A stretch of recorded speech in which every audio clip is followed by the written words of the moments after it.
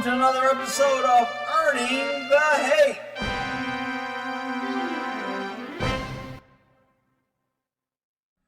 Hi, gun people. Well, this is a pretty short little video, but there's a lot of little details in here.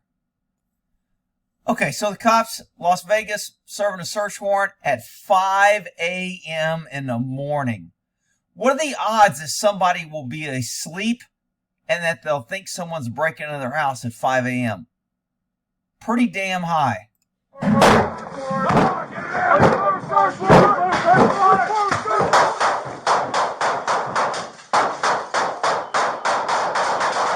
And the next video we're going to play is a body.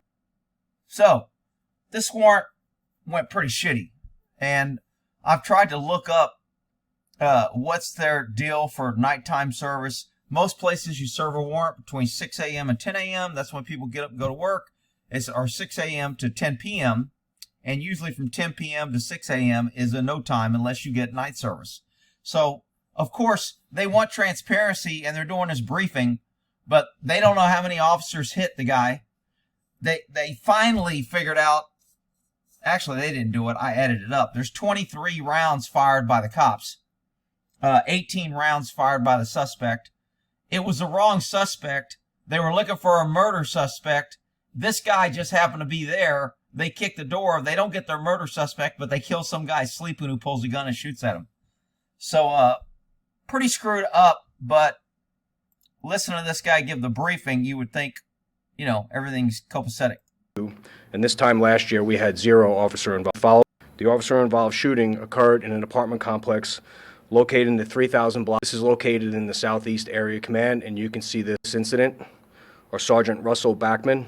Sergeant Backman is 46 years old, and he has been with the L. Okay, so here he says one guy has an M4, he fires 3 rounds.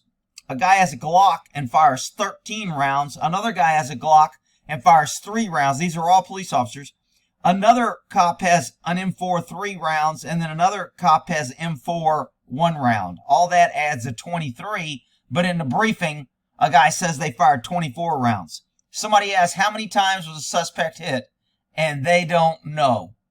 They fired 24 or 23 rounds, and they don't know how many times he's hit. I call bullshit. He's dead, and he wasn't wanted for anything.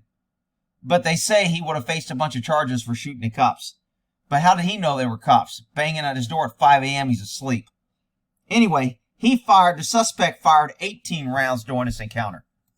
VMPD since 19, armed with 3 rounds during this. 36 years old, Officer Clements was armed, and the investigation revealed that Officer Clements fired 38.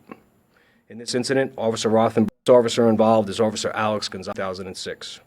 In this incident, Officer Gonzalez was armed with a Colt. Kubler was armed, and signed as members of our Special Weapons and Tactics team, 55 pounds. He is pictured on the screen to my left, and in this incident, Tyree Williams. Man, never heard that name before involved in crime. Must be someone that names. Kind of like if you name your kid Jeeves, he becomes a butler. Williams was armed with a Glock Model 22 40 caliber handgun, and the investigation revealed that Williams fired 18 rounds during this event. Attempted murder with the use of a deadly weapon on a first responder. So here's where they say he would have been charged had he not been killed. But they killed him. So there's no charges, and he wasn't wanted for anything, but he's dead. A homicide that occurred in our jurisdiction in November of 2021. At approximately 5 a.m., 5 a.m., they're busting in a door. What are the odds that you're going to get gun? You know what he said the justification was? Not so many people were out and about. It was for public safety. If they waited later, there might be people in the apartment complex walking around, and it was more of a danger. You go in there and fire 24 rounds from 6 different officers, throw in flashbangs, and you're not endangering anybody? Not to mention that you missed the suspect probably 22 times. That's why you don't know how many times he was hit. Members of our Special Weapons and Tactics team approached the SWAT officers, broke out a window to the apartment, and used loud diss tracks while announcing police search warrant. And as this was occurring, other SWAT officers... I want you to notice the timeline. Usually we would make sure and get a good... the knock and notice, the purpose of knock and notice and announcing police is giving a person a reasonable time to answer the door. But that's not the case. Now, if you hear people running and screaming, it's the cops, hide the dope, flush the dope, now you have exigency and you don't have to wait. This guy was sleeping on a couch. There was no exigency for them entering as quick as they did. I think they entered within 5 to 7 seconds of the first knock, but I haven't counted. I'll count this time. Were used a breaching tool to gain entry through the apartment's front door. After several attempts, SWAT officers were able to force the front door open.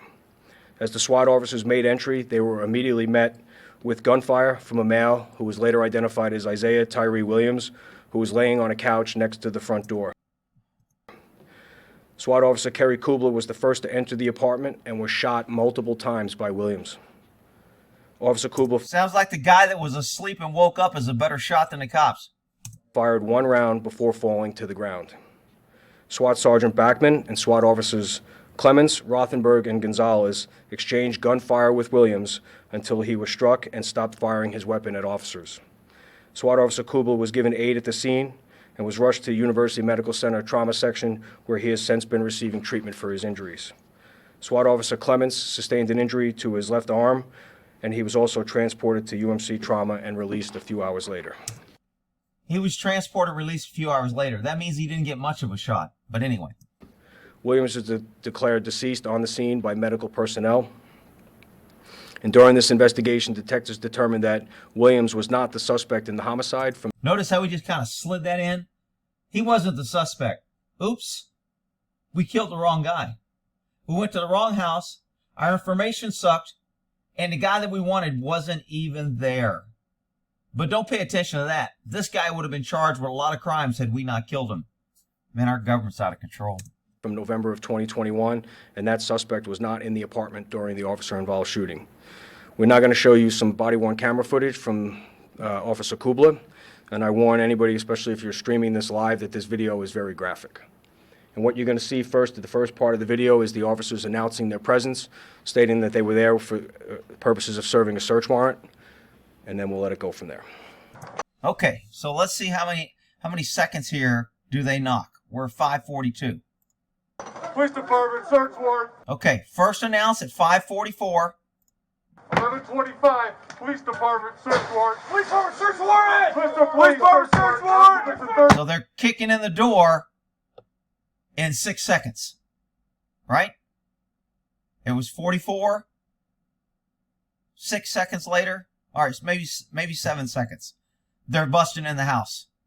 7 seconds, is that reasonable for somebody at 5 a.m. to hear somebody knocking and get to the door?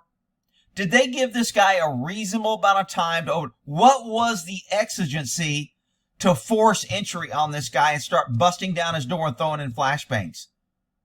I didn't see any. If there was a murder suspect in there, why not just surround the place? Knock on the door and say, dude, we got the place surrounded. You need to come out. It's the police. What was the exigency other than you want to use your SWAT guys and get more funding and we need more training and dangerous SWAT, dangerous this, cops are dangerous. You do stupid shit. There was absolutely no reason to enter this apartment this way if you got a guy in there that you wanted for murder. I mean, if he's in there, what are you worried about? You afraid he's going to flush himself and destroy his own evidence? Again, I didn't see the search warrant. With more information, I may change my mind. If the search warrant says that they thought this guy had the gun that was used in a homicide and they want to get the gun, even so, he's not going to flush a gun.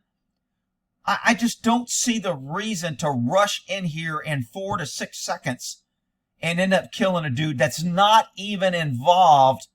And then they do this press briefing like they're heroes and they didn't do anything wrong and government's great. You should trust them. It's just outrageous. 50 South Nellis.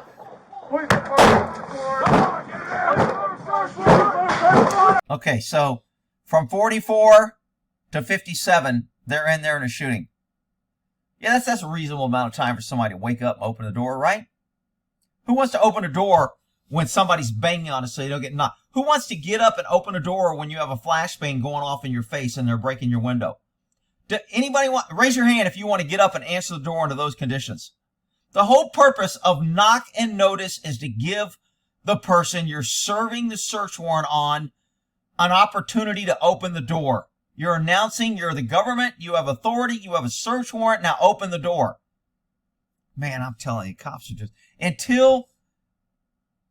Whatever.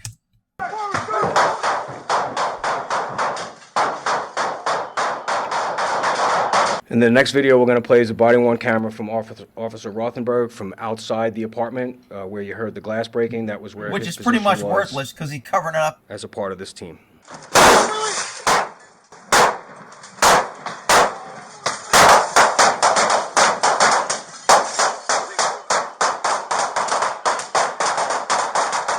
So this guy at the bottom of the screen here, right down here, he's firing big time through the window. You never fire into a house when you have officers entering. Anybody guess why? Let me see how many non-cops I got out there that can guess why it's not a good idea to shoot from outside the house through the window when you have cops entering a house. Anybody got an idea why that might not be a good idea? Well, obviously these cops didn't know that because this dude's going to town from outside the freaking house after officers enter. This is freaking horrible tactics.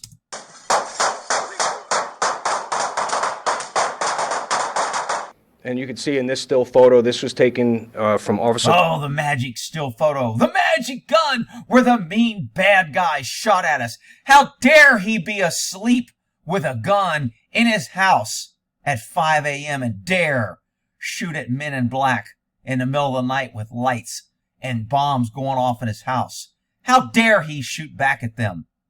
This is freaking outrageous. Kubla's camera. This is after he was shot. Fell to the floor, and you can see the suspect laying on the couch, the muzzle flash from his weapon, and then you can see the SWAT officers on the entry team being fired upon by the suspect as he... I wonder what was in his mind. I wonder what he thought. I wonder what his statement would be. Oh, I'm sorry, he's dead. The only statement we get to hear is competent government who did everything right. This will go on earning a hate. These cops are a bunch of buffoons in my book. All right, we'll end that there.